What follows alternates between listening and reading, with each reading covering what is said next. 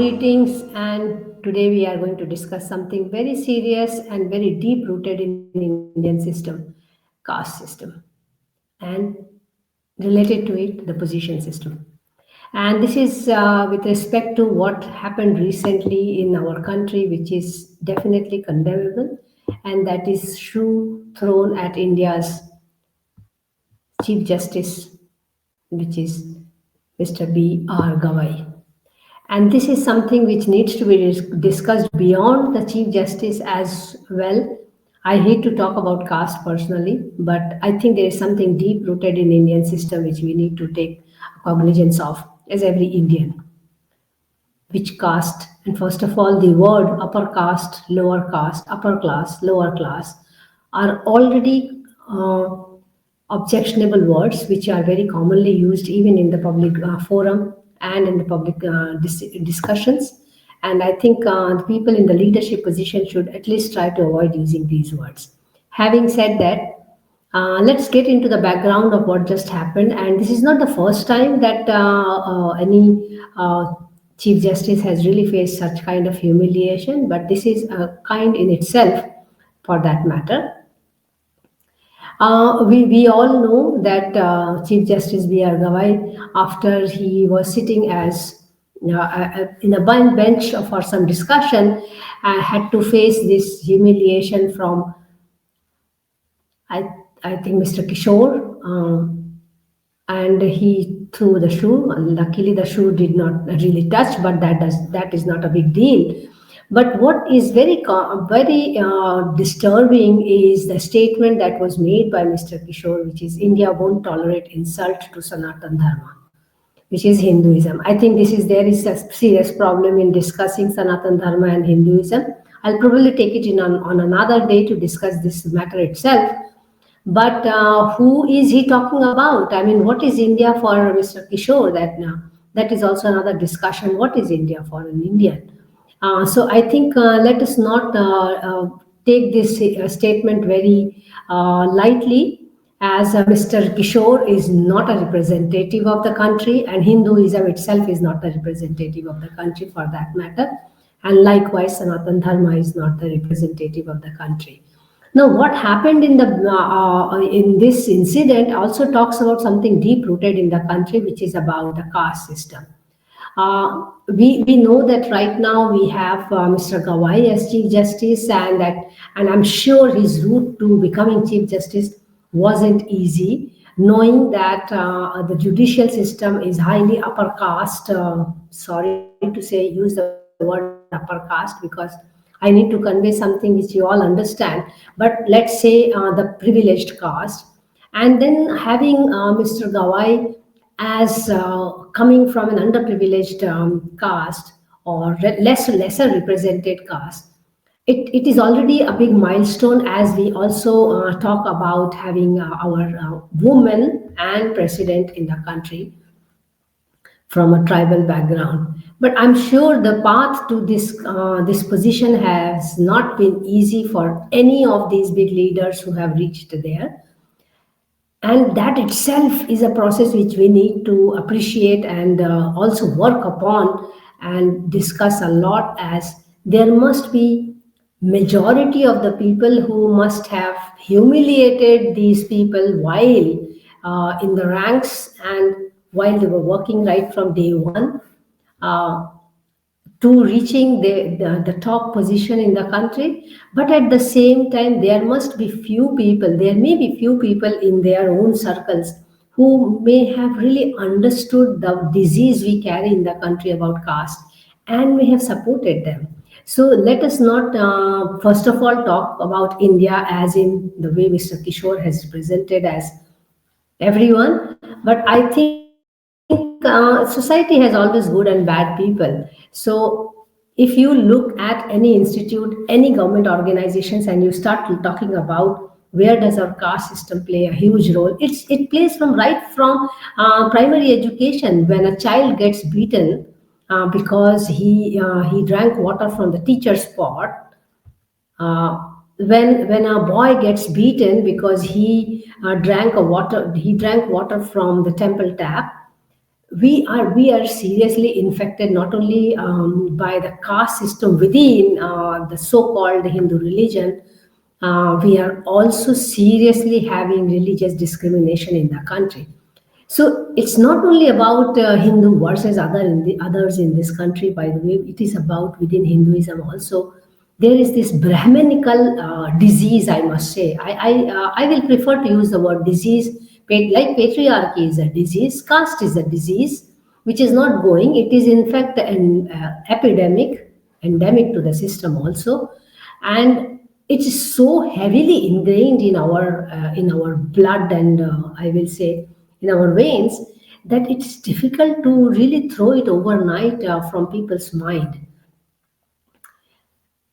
I know that Mr. Kishore made a statement based on something happened at the background where Mr. Gavai has talked about some Hindu god. I think it was Vishnu or some other situation. I don't know really much about what exactly happened in that event, but I think Mr. Kishore makes an argument that it was for him like an insult to the god. I think one thing which I have appreciated about Hinduism in my own life, I don't follow any religion now because the Hinduism has become so problematic in the country. I think as an individual, we should have the right to choose a religion or a caste for that matter.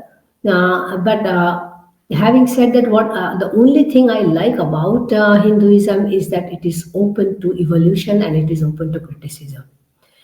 And if someone is really literally taking it by the word and talking about it and upscaling it to as representative of India, that is wrong. But let us look at the way every organization works, from primary school to the Chief Justice or Supreme Court of India, Parliament of India. Where are the underprivileged caste people leading?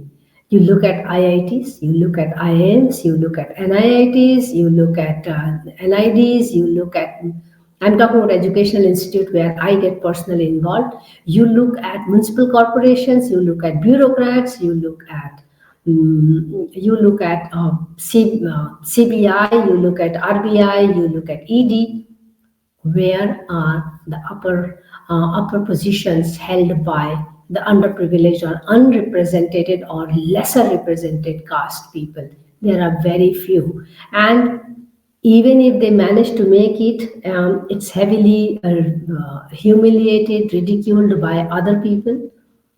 And you can also see it in a very simple example, the way reservation happens and the way the Brahmanical group is completely against the reservation.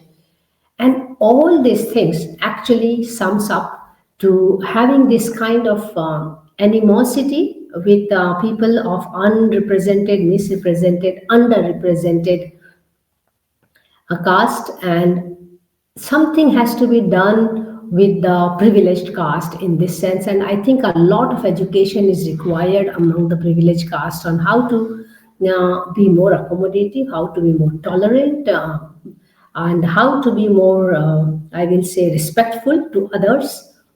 And what has happened in the court, if a place like Supreme Court and if the highest position of this country, the Chief Justice, is unsafe from humiliation, it also gives a very deep message in the country as how unsafe every citizen is. As far as my personal experience of judiciary is concerned, I have really bad experience of judicial system with running my mother's problem for last 9 years, and the judiciary system has been extremely unhelpful. Having said that, extremely delaying, extremely insensitive to deal with my senior citizen mother's case. Having said that, there has to be still some respect for justice. If we lose respect for justice or the justice system or the people who are sitting on the chairs to deliver justice, I think we lose as society. There is nothing to be then hopeful about in this society. The fact that I live with the hope that I will get justice, that itself is good enough to live in a society.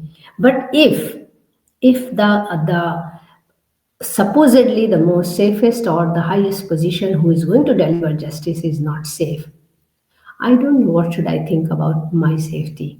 I don't know what should I think about anyone's safety in terms of dignity as well. I mean, now we know that in our country, police can pick up anybody and everybody. That is itself a loss of dignity and democracy. Uh, we already feel unsafe in that setup. And having said that, now if we see what is happening inside the courtroom in an ongoing legal procedure, someone gets up, and that someone is not an ordinary citizen, that someone is aware of the consequences that may occur after the act. Having knowing all this and still doing the act, it really reminds me of Nathuram Godse also, honestly speaking, where we see we actually remember him more than any other freedom fighter from the negative side. Because the moment we remember Gandhi, we remember Nathuram Godse as well.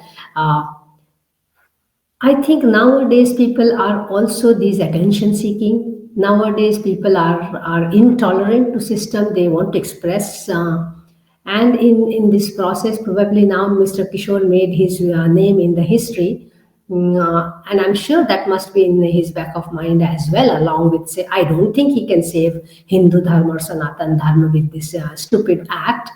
But he made his mark because the fact that we are talking, the whole country is talking about it. I think he has already solved the purpose of his life, and he made his identity. He will ink his name in the judiciary system. He will ink his name in the history of India. And I think every human being now is facing this kind of identity crisis, and they can do all kinds of nasty things to gain this identity. And it is one of the stupidest thing that Mr. Kishore has done, and I really condemn that. But also, I hope judiciary system does not take it very lightly. I know that he has been suspended, but I am also reading that he may not be debarred from practice and everything. That is up to the judiciary system. But if this action is taken very lightly and let go, there are two ways to look at it. In democracy, if people are allowed to express, but how to express is, of course, has to be within the limit of the law. And the second part is, if you let go this crime, it sends a very deep message, and deeper message in the sense that the Brahmanical, the so-called privileged caste can get away by doing anything and everything, which has been the situation over the years since antiquity. And it has to stop somewhere. If not Mr. Gavai, then who else? I think he must take some strong stand as a collegium, of course, not by as an individual CJI, but it was targeted to him. But he has to set a precedent that this kind of activity does not happen to lower judges, to any community, any citizen in this country. But if he lets it go, it also, I think, stones the very fact that his reaching this position has been as humiliating as this act has been, which is completely open secret in the society. When the underprivileged, unprivileged, or misprivileged caste people, they rise the ladder of profession, their path is always thorny as compared to others. I really hope that the situation is taken very seriously, and there is a serious punishment for it, or a justice system for it. Not a delayed, but as soon as possible, because it is not about the justice for that act. It is about social justice for the entire community or the caste. But I will also transcend that caste and community and say it is about every citizen who is today not feeling so safe in their own country. And because of particularly the atrocities caused by the privileged caste and the privileged religion in this country. Let us hope that the court or the collegium of the courts really take very stringent action and decision to safeguard not only the higher position officials, but also to safeguard the rights of every citizen, every community, especially the underprivileged citizens and underprivileged communities in the country. I do hope that such acts can stop in the future. It's not in our hand. But I also hope there really needs a serious discussion on how to raise awareness on building empathy in the so-called Hindu society or the Hindu religion following society. I am meeting a lot Mr. Kaur and Mrs. Kishore in everyday life. And honestly speaking, it is very scary to engage in conversation with them, particularly the way they want India to be, and they see others as problem. I will talk about it some other time, but for now, I request Mr. Gavai to really take this matter very seriously beyond his personal humiliation to the humiliation of the masses and the community of this citizens and the community of this country who are underprivileged. See you soon. I will take the other matter very seriously and talk about it some other time. Bye bye.